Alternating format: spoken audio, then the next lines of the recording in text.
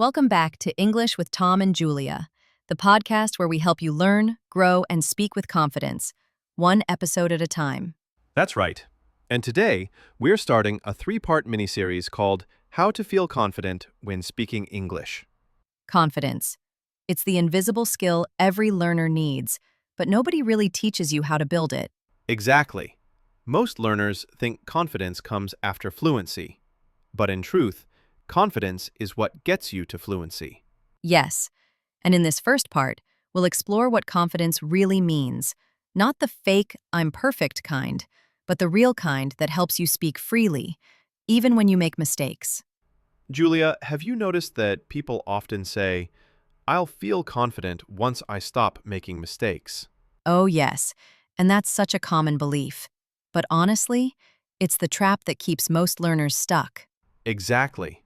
If you wait until you stop making mistakes before you speak, you'll never start. Right. Confidence doesn't come after you're perfect. It comes because you allow yourself to be imperfect. I like that. It's not a reward you get after mastering English. It's the fuel that helps you learn faster. Think about little kids learning to talk. They make thousands of mistakes, but they don't stop. They don't overthink grammar or pronunciation. They just communicate. Yes, they say things like goed instead of went, and we find it adorable. But as adults, we lose that freedom. We become afraid of being judged. That fear of judgment is what kills confidence. But here's the truth. Most people aren't judging you. They're just happy you're trying. That's so true. When someone speaks to me in English, even with mistakes, I don't think, oh, their grammar is wrong. I think, wow, that's brave. They're trying to connect. Exactly. People remember your energy, not your errors. And that's the key difference between real confidence and fake confidence. Go on. Fake confidence is when you pretend you're not nervous. You hide behind big words. You act perfect, but inside, you're terrified. Yes, it's exhausting. Real confidence feels different. It's quiet, relaxed. It's when you say, I'm not perfect, but I can still communicate. Exactly. It's that inner calm that says, it's okay to make mistakes. I'll figure it out. And once you realize that confidence isn't loud, it's peaceful, everything changes. Right. You stop performing and you start connecting. I think of confidence as a muscle. You don't build it by waiting. You build it by using it, even when you feel weak. That's a perfect analogy. Every time you speak English, even a few words, you're lifting that muscle. Yes, the first time, your voice shakes. The 10th time, you still hesitate. But the 100th time, you surprise yourself. You just speak. I love that. Confidence isn't a switch you turn on. It's a relationship you build with yourself over time. Exactly. It's a conversation between who you are now and who you're becoming. So, step 1, before any grammar or vocabulary, is to redefine confidence. It's not, I'll be confident when I sound perfect. It's, I'm confident because I'm brave enough to speak anyway. Yes, that mindset changes everything. When you stop waiting to deserve confidence, you finally start to feel it. That's the moment real growth begins. Let's go a little deeper into the psychology, because this part is what stops most learners. Yes, when you speak English, your brain is split in two. One part is focused on communication, expressing ideas. The other is judging you, checking grammar, pronunciation, mistakes. That second voice, the inner critic, is your biggest enemy. It whispers, you sound stupid. Your accent is weird. They won't understand you. And that voice creates anxiety, which makes your words disappear. Exactly. You're not bad at English. You're just overthinking. That's such a key point. Your confidence isn't lost. It's blocked by fear. And the solution isn't to force yourself to be fearless. It's to speak with the fear and realize it gets quieter each time you try. Confidence is built through exposure, like sunlight melting ice. You don't fight fear. You outgrow it by showing up again and again. I remember when I first moved to France. Even after years of studying French, I froze every time I had to speak. Really? You? Of all people? I know. I'd rehearse my sentences in my head, but when I opened my mouth, everything vanished. I've been there. One day, I stood in a bakery line and tried to say, "One croissant, please." But I panicked and left the store instead. I didn't even buy it. Oh no! Yeah, but later, I realized something. No one was judging me. The baker wasn't angry. It was me who was judging myself. That's such a human experience. After that, I changed my mindset. My goal wasn't sound perfect. My goal was make a connection. That shift is everything.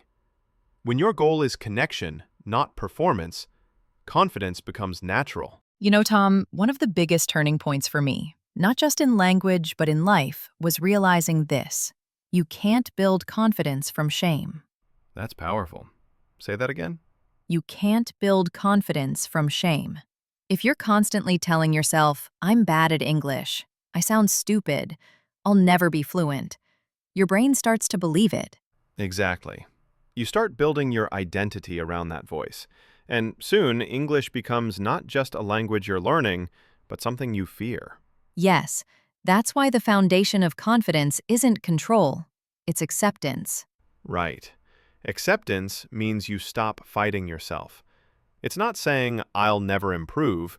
It's saying, "This is where I am right now, and that's okay." Yes, and ironically, when you stop resisting, your growth actually speeds up. I once had a student named Lena. She apologized every single time she spoke. Even when her English was perfectly fine, she'd start with, "Sorry, my English isn't good." Oh, I've met so many learners like that. One day, I asked her to stop apologizing for 1 week. Just one. Instead, whenever she wanted to say sorry, she replaced it with, "I'm learning." That's such a small but powerful change. Exactly. After that week, her energy shifted. She smiled more, she laughed more, and her English actually sounded better. Not because of grammar, but because of confidence. It's amazing how energy affects communication. People don't respond to your accent, they respond to your presence. Yes, confidence isn't in your words, it's in your energy, your body, your tone. You can feel when someone believes in themselves. And that belief starts with acceptance. Accepting your accent, your mistakes, your journey. Acceptance doesn't mean giving up. It means giving yourself permission to improve without judgment. Exactly. Because when you stop fearing imperfection, you create space for progress. So, if you're listening right now, take a moment and say this out loud. I'm allowed to be a beginner. Beautiful. Say it again. I'm allowed to be a beginner. That sentence alone can change your whole approach to speaking English. Yes, because confidence doesn't come from getting everything right. It comes from knowing you'll be okay even when you get it wrong. So, let's take a deep breath together. We've talked about what confidence really means, how fear blocks it, and how acceptance begins to unlock it. Yes, and I think it's important to remind everyone, confidence is not a destination. It's a skill, a practice, something you build every time you open your mouth to speak. Exactly. It's like watering a plant. You can't expect it to grow overnight, but if you nurture it daily, it becomes stronger, rooted, unshakable. So here's a small action you can take today. Something simple but powerful. Find one situation where you can speak English, even briefly. Maybe it's saying hello to a colleague, ordering coffee, or talking to yourself in the mirror. Yes, and here's the rule. Don't aim for perfect sentences. Aim for connection and flow. Right. Confidence grows from experience, not from memorizing vocabulary lists. Exactly. And if your voice shakes, if you pause, if you forget a word, that's okay.